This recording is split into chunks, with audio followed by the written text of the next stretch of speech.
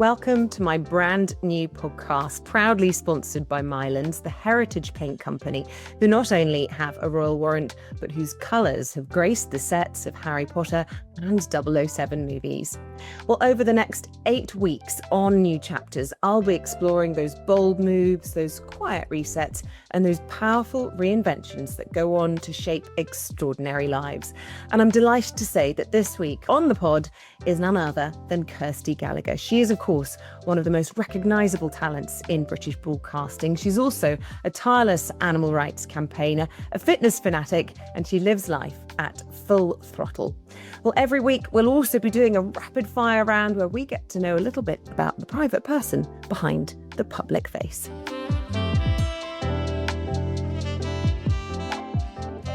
But Kirsty Gallacher, a very warm welcome to New Chapters, and thank you for making time because you are one busy lady. Oh, thank you so much. This is great. No, it's really lovely to be on here. Thank you. I love what you're doing. So, and I've known you a long time, so it's gorgeous. Well, let's start with your new chapter because this is a move into radio. We're used to you on the TV, and now you are hosting a drive time program on Gold Radio every day. Tell us all about it. Yes, it is a very new chapter, I think, because for years and years, well, since the age of whatever, mid-20s, I've been in TV, dabbled with obviously other bits and bobs, different sort of mediums within that, and podcasting. And then a few years ago, I started at Smooth Radio and got the radio bug because I was brought up listening to the radio. Yeah. I don't know about you, but my parents had the radio on in the car, kitchen, and I love music. So I got the bug. I was doing Saturdays on Smooth until the end of last year, as well as sort of balancing that with all my other bits, some TV commitments, a lot of other work, corporate work, and obviously, I know we'll talk about it later, my animal welfare work, it's hugely important to me. And anyway, we were just talking. I was talking to my boss, and she said, "Listen, we've got something, a project for you if you'd like to get your teeth into it, basically. Would you demo for Gold Radio? We're relaunching it." And I was like, oh, that's it. It was very kind of like, oh, but I really am very happy on Smooth. And it is like, this kind of idea of this is a really big project because there was only one program on Gold Radio. It was Breakfast with James Bassam. And it was already doing really well. And I think they looked at the figures and went, you know what, Gold, people really like the music. The figures are great. Let's add some more shows. So they wanted to create this drive time show. I demoed for it and I got the job. It is a lot. It's a lot on my shoulders. I love it. But as typical me, as you know me, being quite anxious to make sure it works and competitive and all the rest of it in the field that it is, it's wonderful. I love it. I love the music. There's a real hunger now and appetite for nostalgia and nostalgic music. The good old days. Yeah, exactly. Well, it's wonderful. So we play 60s, 70s, 80s, early 90s. I mean, the links are short. It's quite sort of fast moving and I'm really loving it. But It is, like you say, it's a hugely new chapter for me. It's a completely different medium, but I'm loving radio. I'm really loving this new era. And look, we're both, we've worked in TV for decades. It's quite different, isn't it, radio as a job? And I think, a lot of people that I know who are working in daily TV, and particularly perhaps in news, are saying TV is dying, the viewing figures are going down, but radio's really holding on. And that's because people like you and me, who are also mums, can be running around making dinner, doing other jobs, driving in the car, as you say. People, anyone can be listening all the time. Who's actually sitting down appointment to view television anymore? It's a sad fact that TV is possibly dwindling. I think with TV and for me personally, I've got to that point. I'm nearly 50. I'm 50 next year. I've got to the point where I only will, and I say no to a lot of TV projects. I will only do a TV project if it means something to me. So it has to be a passion project. I still dabble and I will look at TV in the sports form, but I don't want to be, I did sport for 20 odd years. I mean, I wanted to move out. I left Sky Sports because I thought I need to try other stuff. You've got to keep moving forward, keep testing yourself. And that's the way I looked at it. And I think with radio, it's not going away. I think you're right. I think COVID showed us that radio is very important because radio for lots of people during COVID was like a friend. And I know that I had it on here at home, and I'd be listening to shows and they were live. Because people are working like we're working from home. It was a possible thing to do. You were able to do your radio show from home or whatever. So, and I think also with radio, music is something that means so much to many people. I think music it's something that, in whatever form, we all love some form of music, don't we? And it could be classic FM. It's still nice to have a voice though. Yes. And so I do think it's a difficult transition though. I don't think it was an easy one for me. And I think that it's certainly not a kind of given that you are in TV, so therefore you are going to be a radio presenter. I know a lot of people that have not taken to radio, or didn't work, or they demoed and it didn't quite sort of work out for them in whatever way. So I feel very grateful that I have landed on my feet here in the way that I really wanted to do radio. And it sort of, I slightly manifested it. My smooth producer came over with me to Gold. So we've got a lovely tight team. We've got a lovely little setup, and what could be better? I mean, I'm really enjoying it. I have always thought about you, though, that you certainly had a really distinctive and strong and clear voice, which again isn't always the case, because obviously you have the face for telly, but you have the voice for radio. So you're very lucky. What are the big differences there? I mean, obviously there isn't all the glamour and the makeup department and all the cameras and all of that. Do you I love miss that side of it? It's actually, it was such a faff, wasn't it? Anyone that's had to have hair and makeup done every day will tell you, Yeah. bit boring. I am really happy that I can be myself. That's it. I am just myself. And actually, I think that's one of the wonderful things about radio, is that you are, because when you do radio, you're taught that you're speaking to a friend. It's one person. I don't know if you're not. I started in radio. Yeah. Yeah, of course you did. Yeah. But it's not lots of people. It's one person. It is a friend. And that warmth, it's all about just kind of thinking about that. And to be honest with you, I just go very relaxed into work. We're not films, luckily. We're not like, heart radio or whatever. Not at the moment, although I think that's coming. But I just am chilled out. I sometimes go in my training gear, Isabel. Yeah. I mean, I might, or because I might be training after, or I might have, done a bit of stretching or something and thought, actually, I'll just, terrible, isn't it? But Not no, really, because I think that is you. I think you are, people Yeah. aren't surprised to see you in their sports gear. I was half expecting you to be in your sports gear today for me, just because you it's nearly sort of saw it. you, isn't it? I thought, I can't do that to Isabel. I've got to wear some sort of, I'm wearing some sort of, I look like a botanist because, I look like I'm sort of wearing some sort of, I'm in the Going on jungle. safari. You could be, Yeah, the new safari. David Attenborough. I know. Well, that would be a dream, of course. Oh. But no, it is comfortable. I think for doing sort of TV for years and going into, like you and I, going into makeup and, prep, makeup, more prep, powdered, prodded. It's really nice. It's nice to just go in, like, do something that I've got a huge passion for, just be myself, talk to my friend, play some music and just enjoy it. I mean, it's heaven. And weekdays as well. People don't realize, yes, weekends mean you're probably doing a 3-day week or whatever. I mean, not that you're such a workaholic, you're always working, but there must be something as a mum that is great to be, scheduled on weekdays. Yeah. I know your kids, I don't know if they're weekly boarders or whatever, but it means you're free to go and watch matches and things at the weekend, which presumably you couldn't in the past. How are you juggling in this chapter then, like motherhood? Because I read that mums have to make something like 35,000 decisions a day, and the average really involved dad still only makes about 15,000. So it's a lot, isn't it? Yeah, that's amazing. So that's about right. I mean, that very, very much resonates, actually. Even last night, I didn't sleep very well because I was thinking about today and how much I've got to do. And Jude's just gone off on a trip. Oscar's got things going on. I've got various, things to juggle. And I can get that. But well, Oscar is 18. He's just left school. So we got his A-level results last week. They were fantastic. So proud of him. He's left school. He's taking a gap year, and then he wants to go to university in America. He wants to do a sports scholarship. and do business. So we've got that going on. And then my Jude, he does GCSEs. He's 15, goes to he's doing GCSEs next year. So he's got another year at this school, and will probably swap and go somewhere for sixth form. And he's a golf nut. He wants to be a professional golfer. Like so your dad. I've got a businessman and a golfer. But you know what? It works really well, drive time. It works well. I leave here early afternoon.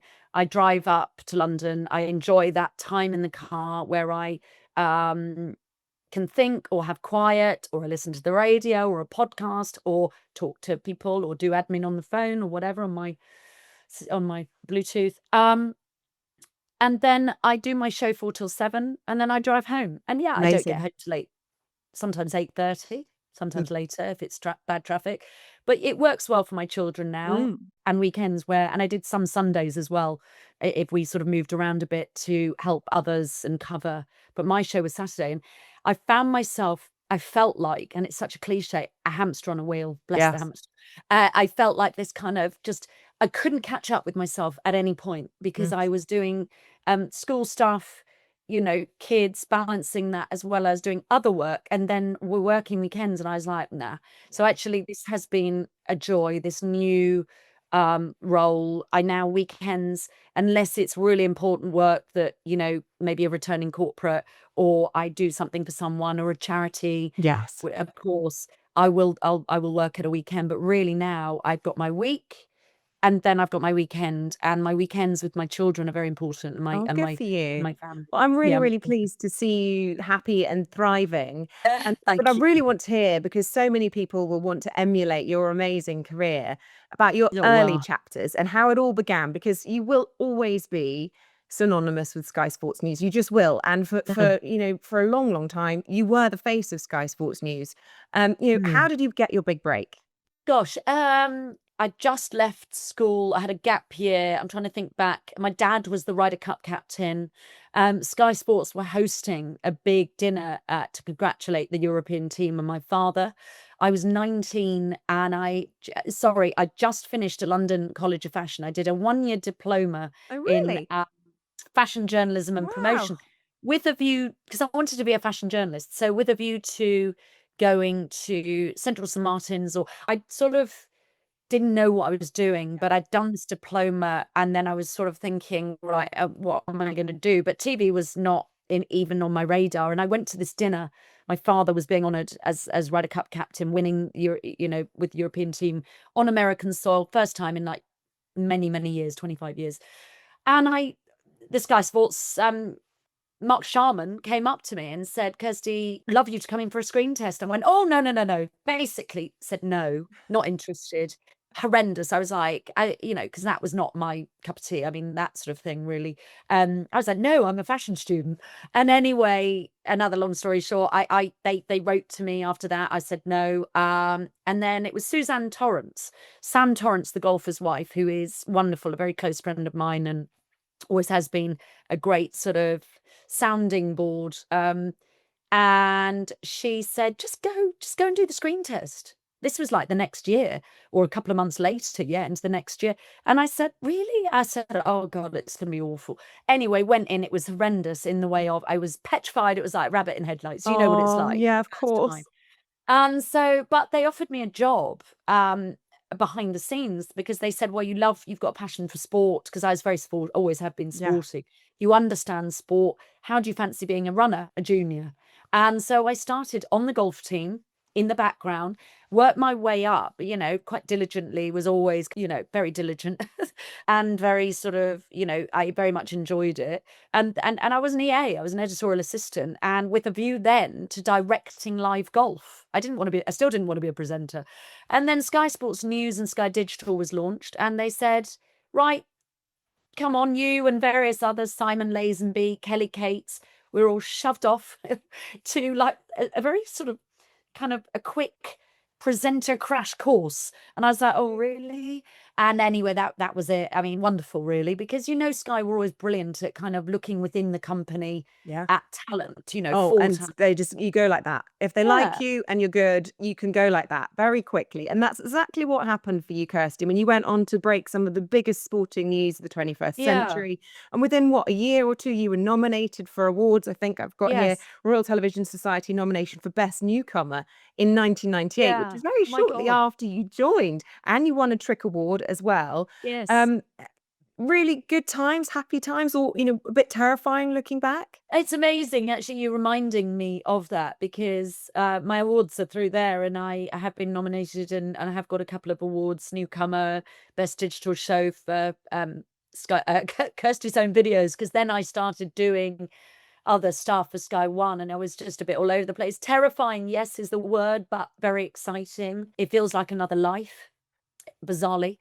When I think back at nearly 50, where I feel still very kind of young and I'm still working really hard, it's kind of, I haven't really slowed down. So I think that can be dangerous, actually, because you don't take in the wonderful stuff you've done, and where you've been to, and yeah, what you've done, I suppose. I think that's really important, and I think you've just taken me back there, and that's made me a little emotional to think Oh, of.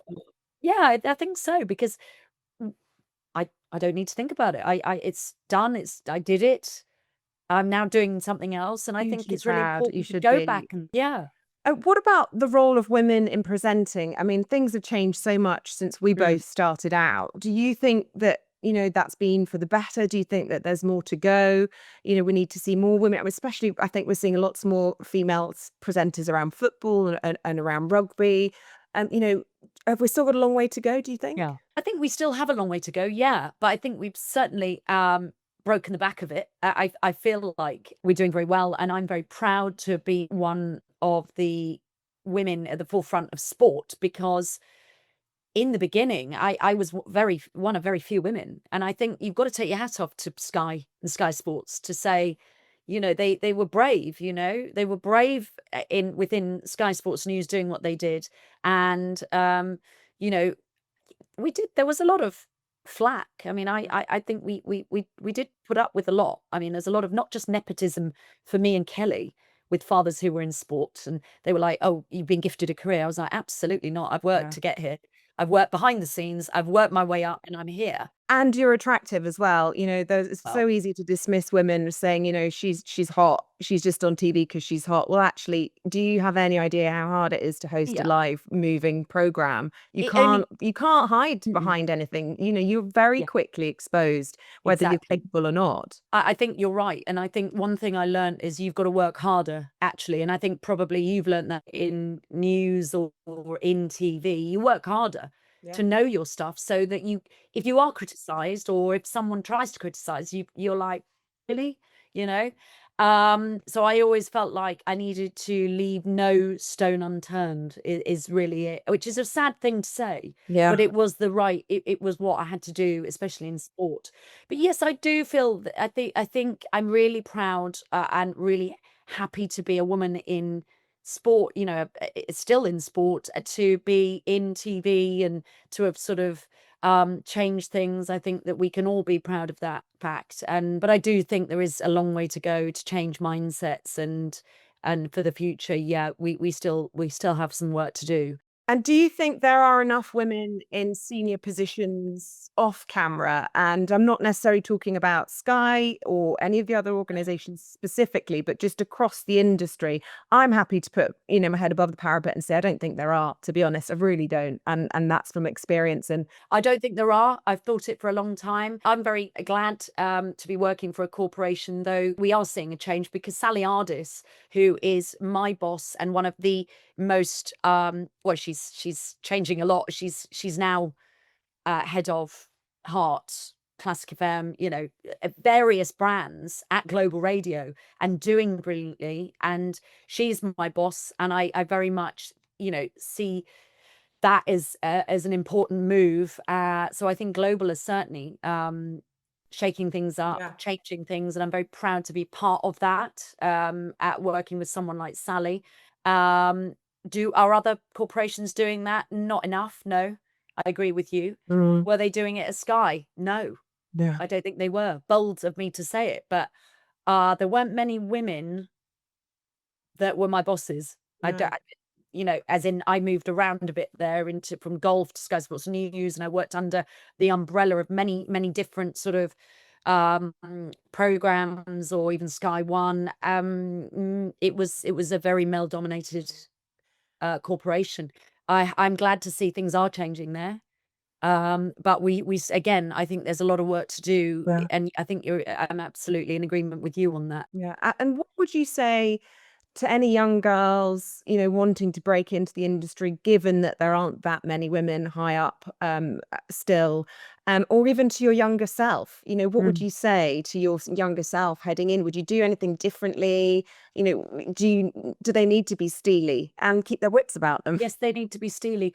Actually, and it's something I talk about quite a lot, is I've always pushed and always put my hand up. When I was a runner, on the golf team, they were already sort of recruiting presenters or looking for Sky Digital. I wasn't interested, but I hadn't been given a pay rise on the golf team. And actually, Billy McGinty, who's now the head of Formula One at Sky, still a great friend, he and I were on a level. We were both runners or juniors or junior EAs or whatever.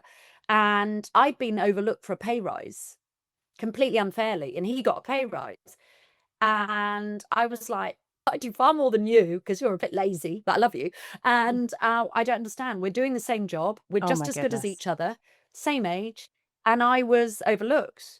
And we were in conversation, and he didn't think it was right. And I went and knocked on Mark Sharman's door, the guy who gave me the job. And I said, Mark, I'm not happy about this. I haven't been given a pay rise, and I'm on a level with Billy. I do as much, if not more, really. I'm very proactive. And he went, absolutely right. I'm so sorry. Good for you, because that is terrifying. And a lot of women find that really, really hard, Kirsty. I've always pushed in my career, and I've always put my hand up. Even actually last year, with regards to Smooth, I spoke to Sally Ardis, my boss, and I said, listen, I was renegotiating my Saturdays. And I said, listen, I really want to do a 5-day-a-week job here. I need 5 days. So I can't do cover anymore. And she was like, oh, because what I was doing was I was covering for Jenny Faulkner at breakfast, because we all move around a bit, help each other out, doing cover and doing my own Saturday show. And I said, I can't do that anymore. And I thought, there's two outcomes here. One's going to be very good and one's going to be very bad. And I thought, but if I don't say it, nothing changes. Yes. Yeah. I always feel like you've got to speak up. You've got to put your hand up. Yeah. So I put my hand up and I said, Sally, I love it here. I want to work more here at Global. I want my own show. Yeah. My own weekday show, or whatever. And obviously I had my own Saturday show, but I wanted more, I'm hungry for more. And she was like, she's amazing. And she just that's when she went away and said, listen, we want you to demo for Gold Radio. We want you, to try that out. We're relaunching. And then obviously they really loved the demo. It is quite different, the show, and offered me the job. And that was that. But had I not gone and said, I want more, would I have got that job? Would they have thought of me differently? And I think my advice to anyone in any career, actually, really, is if you're not happy, but if you feel like you've been doing it a while and you want to change, or you feel like you want to go up to that next level, or you feel like someone's, you're being sort of marginalized in any way, put your hand up and speak up. Yeah. Do not keep quiet, because you never know what they might say. You never know what might happen. And it's happened twice in my career, at least twice, where I've gone, no, thank you. I want that. And in a very gentle way. Yes. And the right thing has happened. And listen, what do you lose from that? You gain something. Mainly you gain either moving forward, or you realize you're not in the right place and they've got nothing more to offer. Such good advice. It's really interesting. You were talking about your father earlier. He was Ryder Cup captain, hugely successful career, Bernard Gallagher, and you were daughter of a famous sports star, essentially. So you were aware of having a different kind of upbringing, I suppose, than, well, maybe it wasn't any different. You don't know any different, do you? But you had a very sort of fame-centric life, I suppose you could say. Grew up on the Wentworth estate. I think I'm right in saying Sir Bruce Forsyth was a neighbour. Yeah. What was that like? Very close family friend, yeah. a beautiful childhood and a very, very lucky to have had that childhood and experienced lots of different things and met lots of amazing people, but not without its difficulties too. Yeah. I would say. I mean, I think school was very hard for me. I went to an all girls private school in Ascot, and my sister had a great experience there, and my experience was not good. I In what was way? jealousy, a lot of jealousy, because my dad was at the height of, well, his Ryder Cup career. And there were a lot of girls who didn't like that and didn't like the fact that I had a dad who was well known. And I think it was very hard to navigate. I actually still feel that it's caused me quite a few issues in my life where I've not trusted people, where Really? I've thought, oh gosh, are they talking about? I was bullied. I was bullied at Yeah. school, That's bullied for being horrid. too good at, I was good at sport. I had a famous father, and I was a happy child, and some kids didn't like that. Yeah, tall poppy syndrome. And how did that manifest itself? How did you cope with being Oh, bullied at terribly. school? Terrible. I mean, I had difficulties in my childhood with in my teenage years, sorry, with anxiety, which I mean, I do struggle with anxiety So do still. I. You do. Mm, Do you? Yeah. Anxiety is something that it is the monkey on my back, really, mm. that and I'm sorry to hear that you do too. I Well, think it's one of likewise. those things that never sadly goes away. And I think it's just how you manage it, in my opinion. It's anxiety in the fact that you are, for me, it's always like, am I doing a good enough job?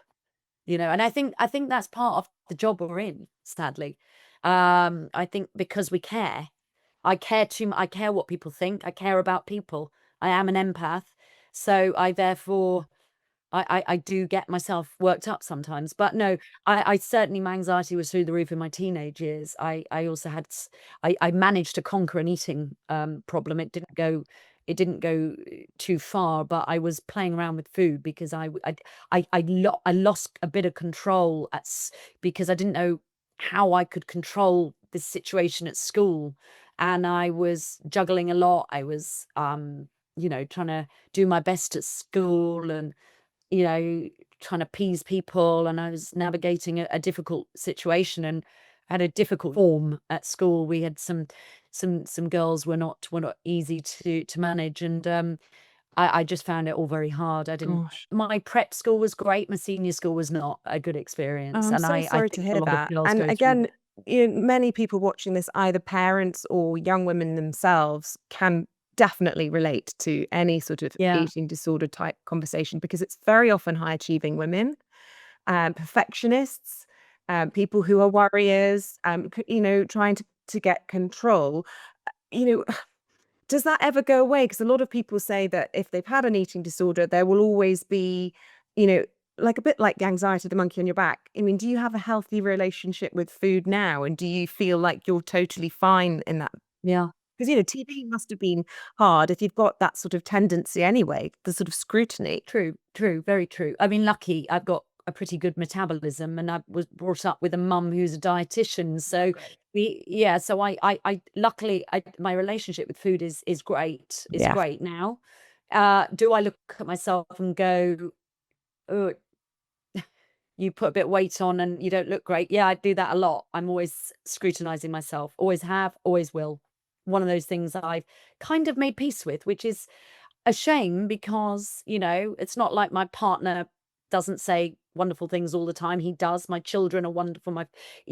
I'm surrounded by love and praise. And, I think, unfortunately, my anxiety, I think the job doesn't help or hasn't helped. That, was probably the worst type of job to go into. But I mean, it wasn't really a decision. I think life, sometimes you are presented with opportunities, you follow, Yeah. that's the way it goes, and I'm very grateful of that. Well, Kirsty, I also think that anxiety, although horrendous to experience, can be a superpower. I feel like for me, Yeah. it's sometimes driven my success because I've been so worried, or I've cared so much more than everyone else that was doing the Do you job, think? or I've gone home and worked so much harder.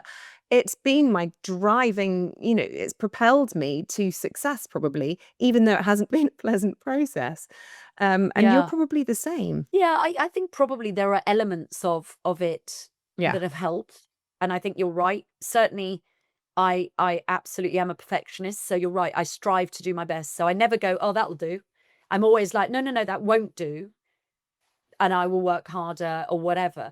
But I think also I do want a bit more of a carefree look at life, because life is too short. Yeah. And I think at nearly the age of 50 now, I still worry about, is the house tidy enough? Am I doing a good enough job? Are my kids happy? Have I said the wrong thing to someone?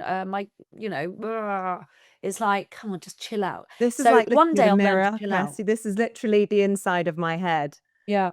And it's Really? torture. It is fairly torturous. But, Can you're be. turning 50 next year. How do you feel about yourself? I mean, as you say, people give you compliments. I mean, you are so beautiful, and, you always had these beautiful blue eyes and the most Oh, stunning, striking look. If I may say, incredible figure, big oh, you're boobs, very, I tiny don't see waist, myself like this. I super don't. hot. How do you Mm. feel heading into 50? I feel fine about approaching 50. I think actually it's almost like there's so much talk about it. It's like, let's just get there now. I mean, what's going to change? Not a lot. I don't have a problem with aging. I think as long as you are happy, look after yourself, and you are accountable, then it makes no odds. It makes no difference. I It's a think. privilege, isn't it, really? Well, I think of course it is. We know so many people who don't Yeah. get there, sadly. We know so many people who are struggling in whatever way that is, or it's very sad. So I think that is an absolute privilege, and I'm very grateful that I've got to this point, and I'm kind of determined to have a great year. I mean, just yeah, if people want to go on about 50 and celebrate it, all right, I'll go with that. And then I'm not really too bothered. And a lot of women I look up to are 50 plus, and they're the women I look up to. A lot of my closest friends.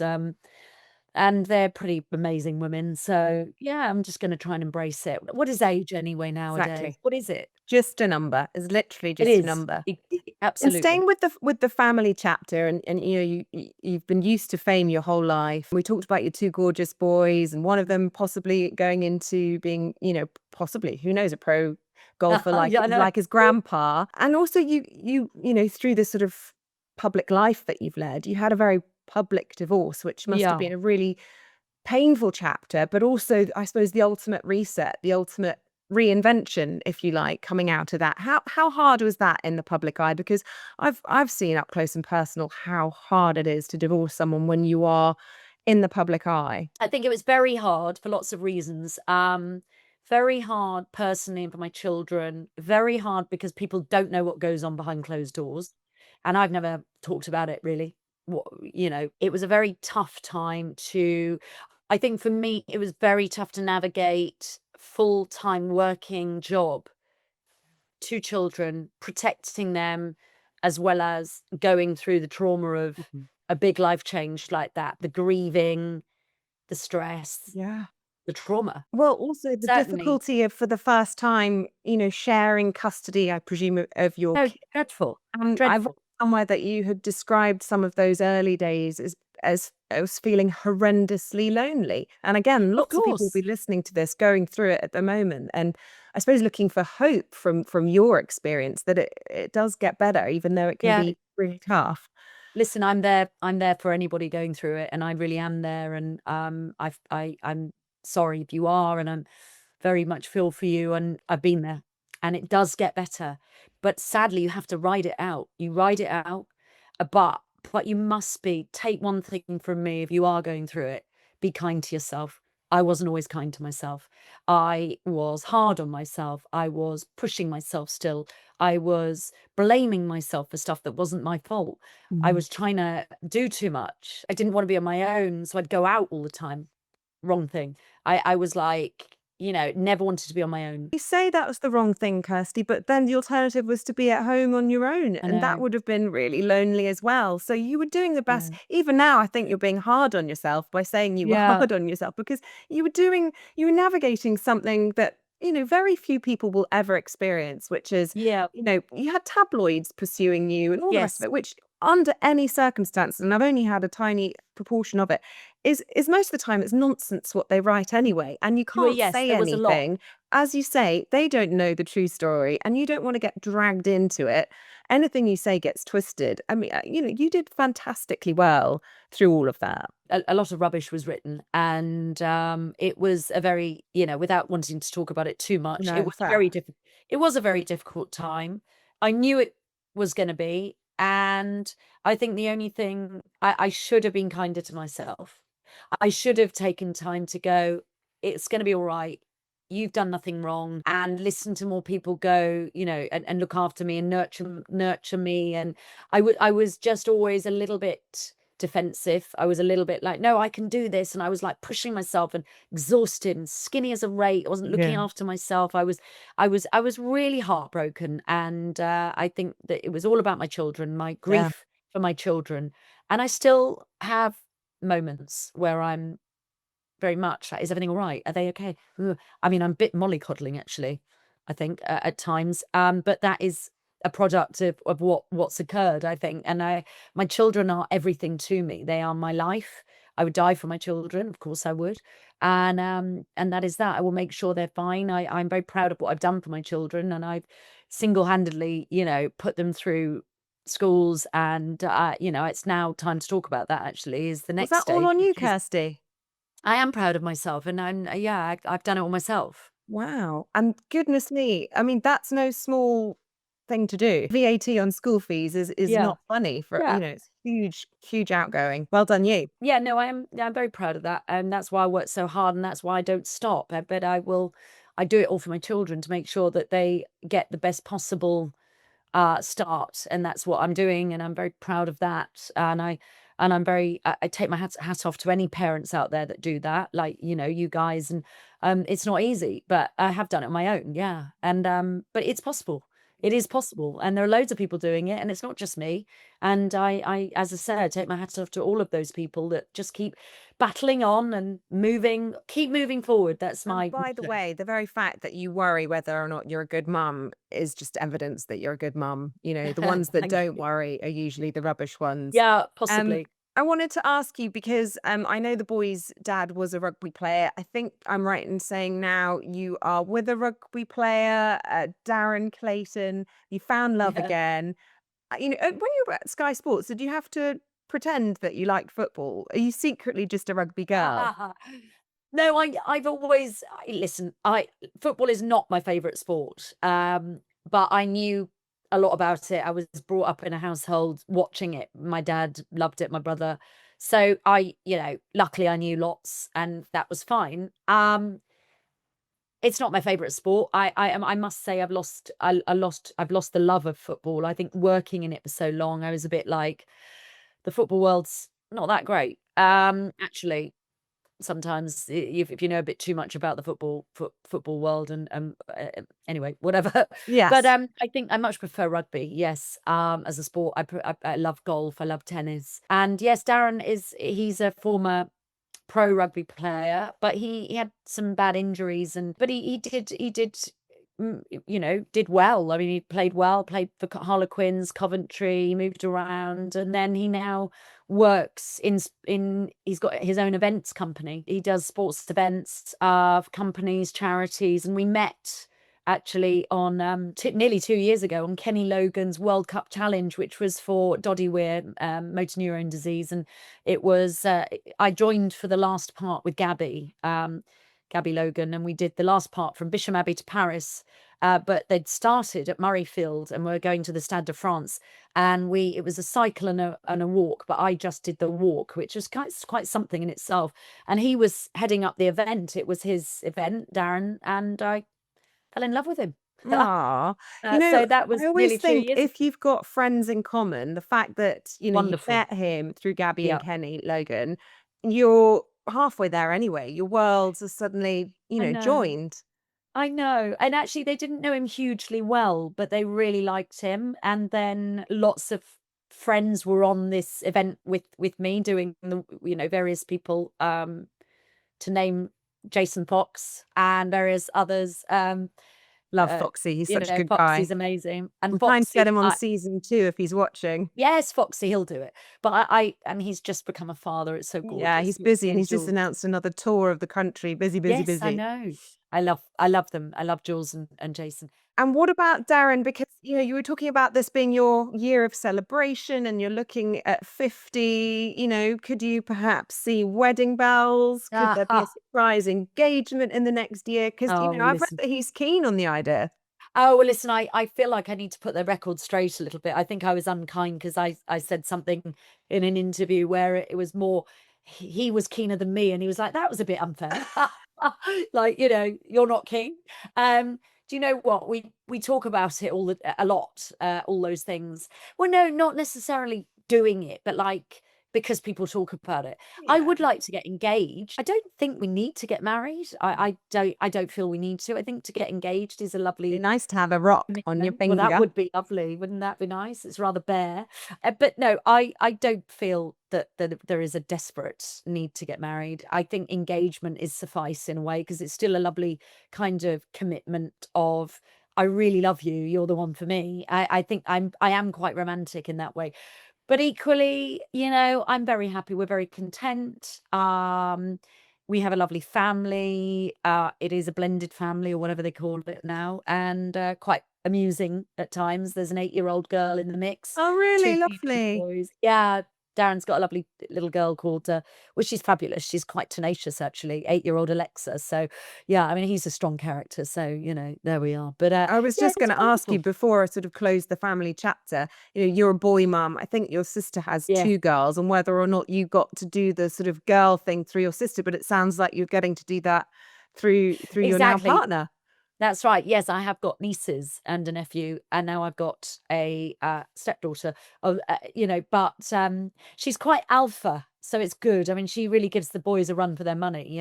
Gets involved. So her and Jude are hilarious. They've got a sort of not love hate, but they're quite sort of strong with each other. But I was a very girly girl, but equally I was very sporty. I was right bang in the middle. I am an alpha female, very alpha. So it's nice because she is too, and she's got a strong mind, and I like that. She's got a great role model in you, and I'm so happy to hear you and see you looking so happy in your romantic life as well as your professional life.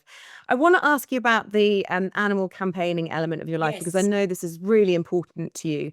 And, it's important to most people if they think about it. I hate the idea of animals being mistreated in farms or whatever, but I don't go out of my way to do what you do. So what drives you? What sparked this, passion in you, really? Because who's going to do it? Who's going to shout? Who's going to speak for the animals, basically? It's that simple.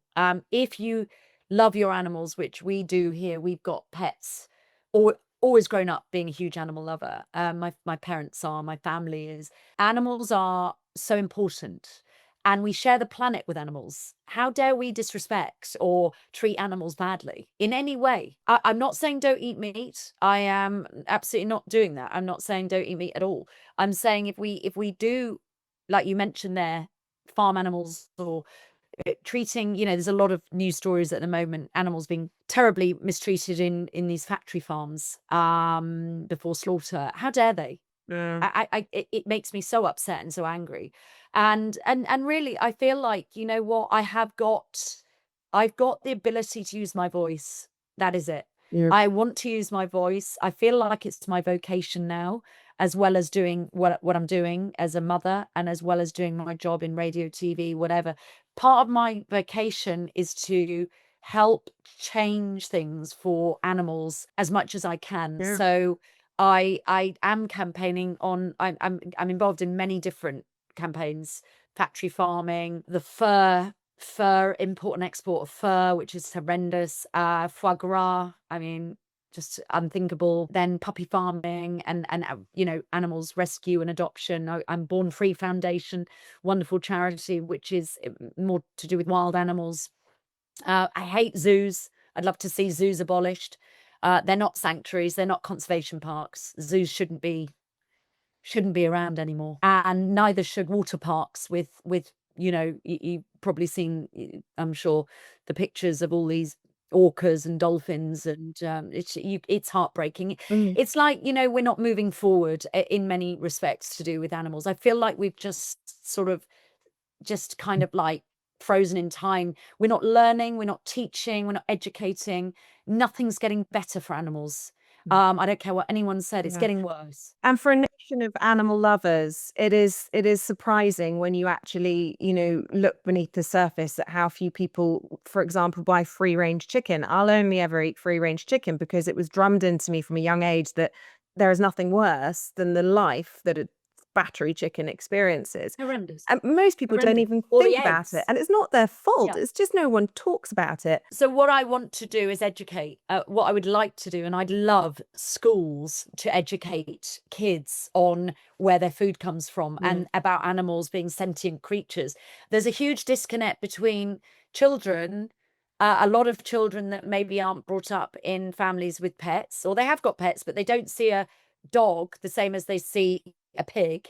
They don't understand. So they make ill-informed decisions, and that might be to do with not treating animals well. It might be, and I'm sorry, supermarkets have a lot to answer for, but they're only supplying to, it's supply and demand. So unless we understand and educate people better on where the meat's coming from, there is still an appetite, pardon the pun, to put economy meat on the shelves in. But if you really knew, and if a lot of people really understood how those animals were treated, they wouldn't buy that meat. So what I'd like to do is help educate people. I feel like we should be doing that. The government should be helping. The government also should be not reneging on all these bills to do with trophy hunting, whether it's foie gras, whether it's fur, whether it's animal testing. There are so many things I could talk about. But I think for me, just to wrap up on that, it's really, I would like to change and help make a change as much as I can. I am involved with lots of campaigns. That is what I want to do. It is my vocation in life, as well as being a great mum and working in the media and helping, make people's day better in doing a good job on the radio or TV or whatever. But really, for me, I've got a platform and I'm going to use it. And I think that, we really have a lot to learn, and we are frozen in time as far as animal welfare is concerned. And I think there is a lot of work to do. Are you a vegetarian? Because I just was wondering, Yes. so many people are seeing their bills go through the roof. The cost of living crisis is so real. How can people get meat that is, killed humanely, that is affordable? What would you advise? Because the butchers are great for quality meat, but often really not cheap. Unfortunately, the way to do it is to buy butcher's meat. Really, the way to do it is to really research where you get your meat from. There are various supermarkets that buy more responsibly, and that is just the way it is. I'm not going to say who that is. If you are buying economy meat, you know that probably that meat's not, it probably doesn't taste great because it's not been treated very well. And it probably wasn't, they weren't very happy animals, So I think really, if you eat meat should be bought, it should be kind of almost like the thing you spend money on. Buy, if you're going to buy meat, but spend the money on your meat. You can make shortcuts elsewhere when you're buying your food. That is how I would do it, and that would be my advice. It's all very well. People will go, oh yeah, but I'm like, no. You can be clever. You can do your research. Supermarkets, do it. There is plenty out there now that tells you who buys what. But I would say if you buy meat, buy it cleverly. And that is where you spend the money on, and then you make the shortcuts on the other stuff that is not hurting anything. Yeah, it's a bit like when people say they can't afford to eat healthily. Well, I've got a veg patch, and you only need to have a postage stamp to have affordable tomatoes. It's always just a bit of a cop out. But I can see how animated and how much you care. And passion never goes out of fashion. And hats off to you for in unpaid work.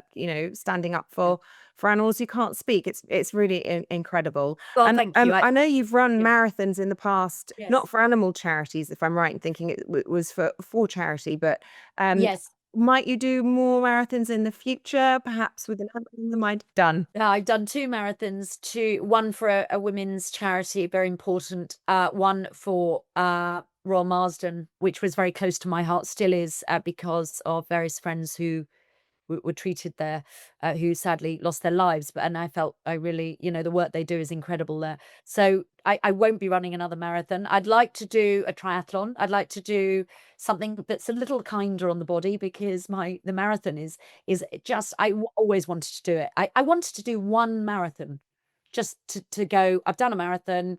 Wow, isn't it incredible? But it really takes its toll on the body. So I was pushed slightly into the second one, but I'm happy about that. But no, I won't be doing another marathon. But I do plenty for animal charities. I do a hell of a lot, and so it's never been marathons for the animals, but I've done lots of other. Yeah. Oh no, I wasn't suggesting you don't do enough. I just thought maybe there was more. But no more marathons. Okay.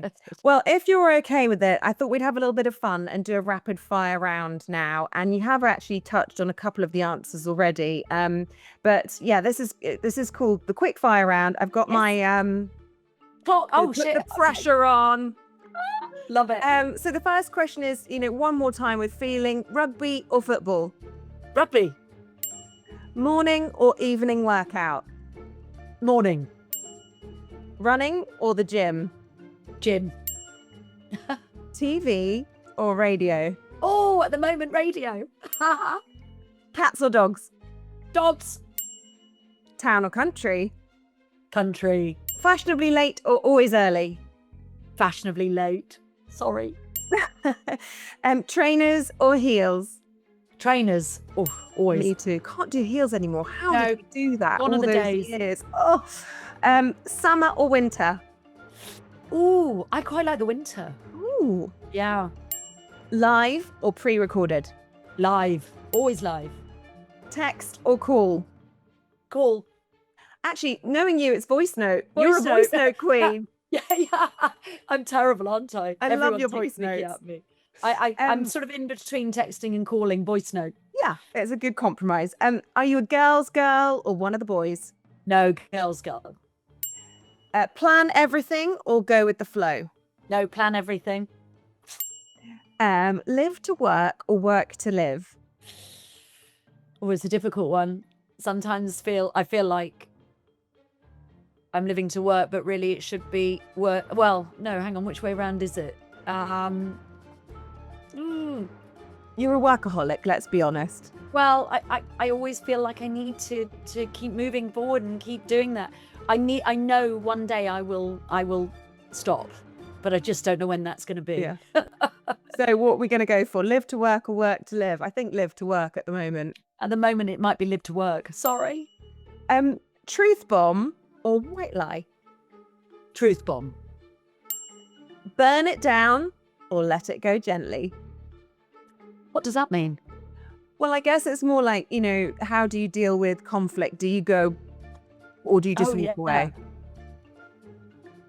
Oh, I like to deal with it. Burn it down. Burn it down. Yes. Good Get girl. it over and done with. Such fun. I think you really oh my God, that's someone. That's hilarious. I don't know if I gave the right answer. Burn it down. Yeah, I don't like it when things are left.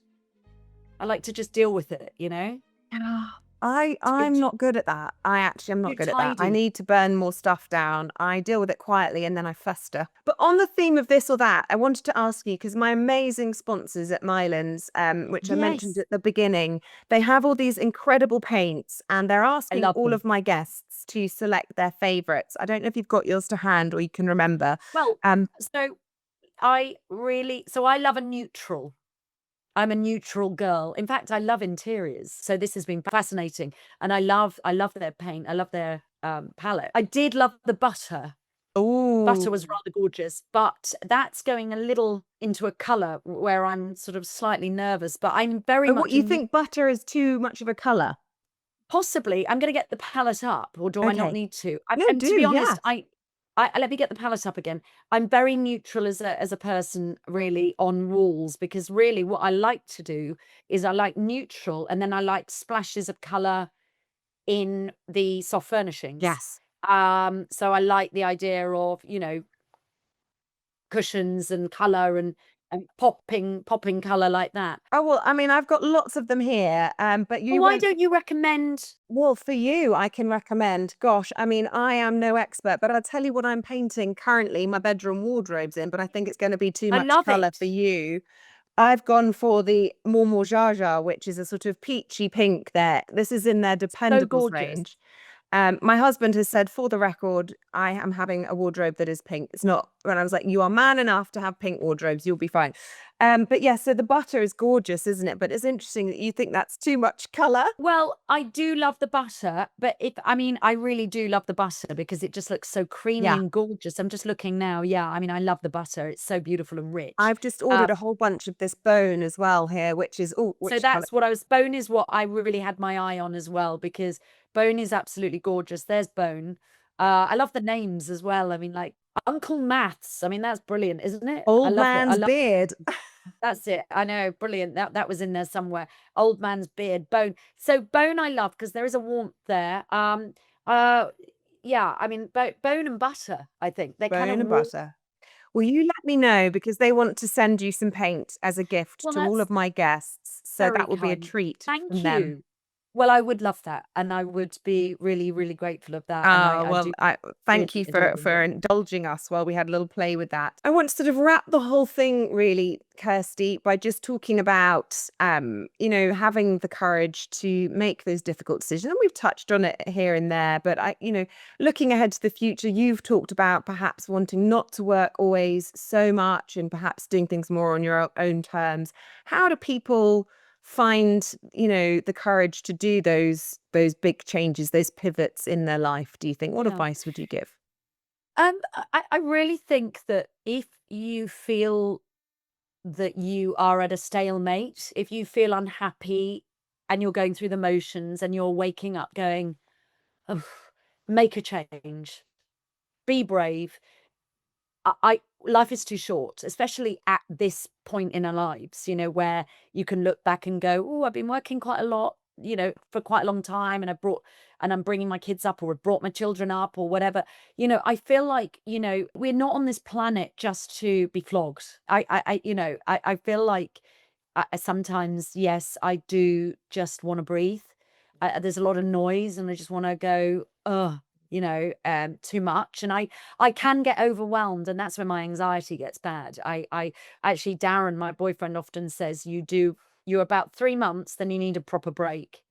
And if you go over that point, you get too, he's seen the pattern of my anxiety. But you know that about yourself, and so you can work that in. But I mean, I've been in jobs in the past, Kirsty, where I've been unhappy for a long time, but just too afraid to make a move, because you've got responsibilities, you've got mortgages to pay. But I would say everything falls apart if you stay in a job where you're unhappy. I was putting on weight. I therefore didn't like myself. I was unhappy at home because I wasn't happy at work, which makes an unhappy environment for the children. I mean, it's so easy once you remove yourself to see that that was a toxic situation, but it is so hard to make that step. So I don't think I've worked out really the key to doing it, other than just go for it, because if you hard working, you'll be all right. Yeah, well, no, I know, but I think the thing is, give it your all, is what I always say. Give it your all in whatever you're doing. But when it gets to that point where you are like, I'm not enjoying this anymore, it's making me unhappy, it's making those around me unhappy, you've got to make a change. You have to make a change. There will always be something out there for you. There's always something new. There's always something exciting. And actually, I quite like that feeling, because I love change. I really love change. I like changing things up. I quite like big decisions. I'm not scared to put my hand up. And what I would say to anyone out there is, do not stay on that hamster wheel unhappy. Don't stay in the job because you need the money, and it's all very well for me to say that. I mean, listen, I need to make the money for my life, because I'm a single working mum. But what I mean is, it is not to the detriment of your health, not to the detriment of your happiness. You will find something. And look, get out there, have a look, speak to people. I think I manifest a lot. I don't know if you do that. I visualize a lot. I've often visualized and things have come true, weirdly. I've kind of put I'm all about energy. I believe in energy. And if you put the energy into thinking about a new project, often something presents itself to you. It's very bizarre how life works, but I do believe life is about that. I think we're just balls of energy in this big ball of energy. And so I've also passion projects. Follow your heart, follow your gut. I'm very much a gut person. Exactly. This is a passion project. But it is true what they say. It's Exactly. amazing how the harder you work, the luckier you become. Doors open because you're pushing on so many doors. Well, I think that's right. I think that's absolutely right. And you're asking lots of questions, and you're speaking to lots of people, and you're looking at different. I mean, I'm looking at lots of different things at the moment. Passion projects. I mean, I want to do far more than I'm doing just in my daily life. I mean, I love plants and flowers, for example. Me too. I'm trying to work out how I work that in. But also, that would make me really happy. Yes. I would love to have had I'd love to have a florist, but that I don't really have time for, because we haven't got a good florist around here. Sorry, but we haven't. Yeah. So, I'm always like, my brain is always lively. I'm always like, and it's so exciting. And I would say to anyone, do you know what? Also, if you're not happy, it makes you dull down. It makes you kind of flatline. Absolutely. Just, do you know what? We're alive. We're lucky.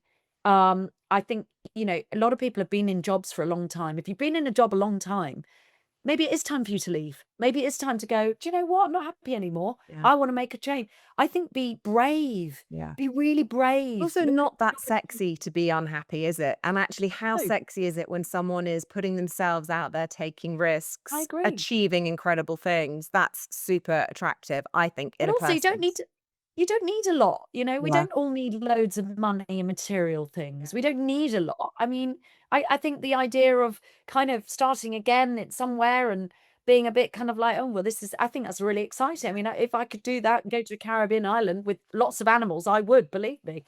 And by the way, what's really good for my anxiety is my kitchen garden, getting soil under my fingernails, picking flowers. These are fresh from the garden this morning.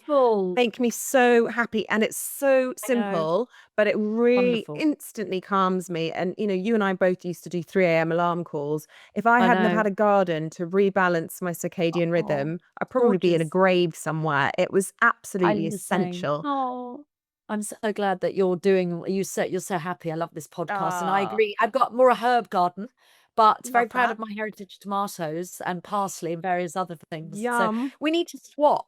Yes. I'm not so much growing flowers, so maybe I'll give you a basket. I'll give you some tips, because dahlias, the more you cut, the more you get. It's like the magic money tree. They just don't stop coming. It's amazing.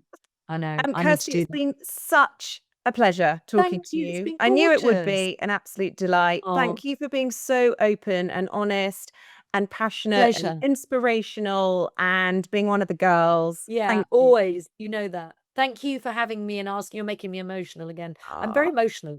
I love that. Thank you. And I'm really grateful. It was so gorgeous. I love your new podcast.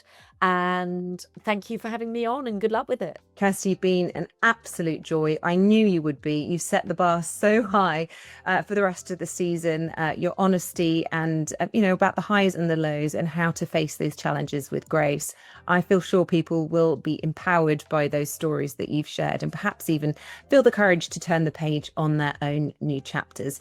To my listeners and viewers, please do share this episode with anyone you think it might be helpful to. And don't forget to follow along on Instagram at New Chapters Podcast. You'll find my website there, which also has all of the behind the scenes and all of the other episodes linked, plus my weekly newsletter. All that remains really is for me to say, be kind to the version of you that got you here, and be bold for the one that you're becoming. And until next time, I'll see you soon.